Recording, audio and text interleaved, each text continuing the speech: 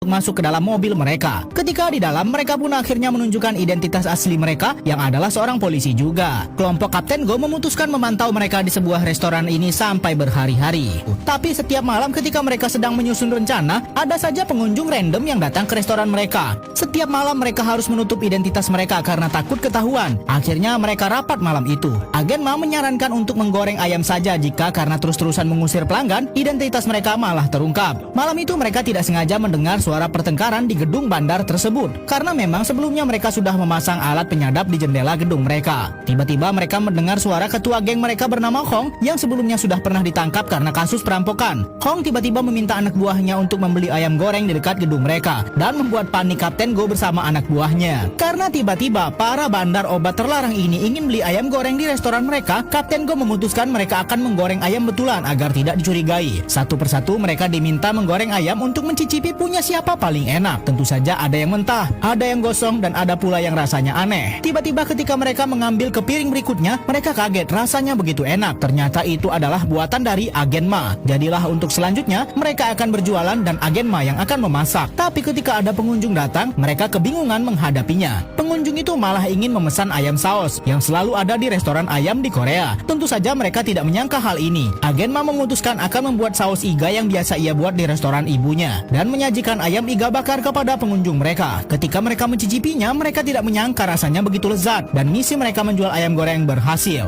Anehnya, ketika mereka merasa bahagia, mereka baru teringat bahwa mereka adalah polisi, bukanlah penjual ayam. Esoknya tiba-tiba saja restoran menjadi ramai sekali pengunjung memesan ayam buatan Agen Ma yang terkenal enak. Tiba-tiba para polisi ini malah beralih profesi menjadi penjual ayam goreng terkenal di daerah mereka. Bahkan kapten mereka sampai melakukan dengan serius jualan mereka, sampai lupa bahwa mereka sedang mencari gembong obat terlarang. Tentu saja Agen Yung Ho tidak menyukai hal ini. Malam ketika Kapten Go pulang, akhirnya ia bisa memberikan hadiah kepada istrinya. Tentu saja istrinya kaget karena selama ini Kapten Go kalau pulang hanya membawa baju kotor saja. Esoknya di restoran, ada seorang produser TV ingin membuat dokumenter tentang restoran mereka ini. Namun tentu saja Kapten Go menolaknya karena nanti akan menjadi masalah serius. Ketika malam restoran sedang ramai, Agen Yung Ho yang selalu menunggu di mobil tidak sengaja melihat para mafia obat terlarang itu sedang akan pergi menggunakan mobil. Agen Yung Ho mencoba melaporkan kepada rekan-rekannya yang lain, tapi mereka semua malah sedang sibuk berjualan ayam goreng. Ternyata Mu Bae, pemimpin mafia ini ada di sana masuk ke mobil itu. Agen Yung Ho mencoba memotretnya diam-diam. Kemudian sendirian ia mengikuti mobil para mafia tersebut. Sayangnya ketika sampai di persimpangan, mobil itu berpisah ke simpang yang berbeda, membuat Agen Yung Ho kebingungan dan akhirnya kehilangan mafia itu. Ketika Agen Yung Ho pulang, ia dimarahi rekan-rekannya karena tidak membantu jualan. Agen Yung Ho balik memarahi mereka karena kehilangan Mu Bae karena ia sendiri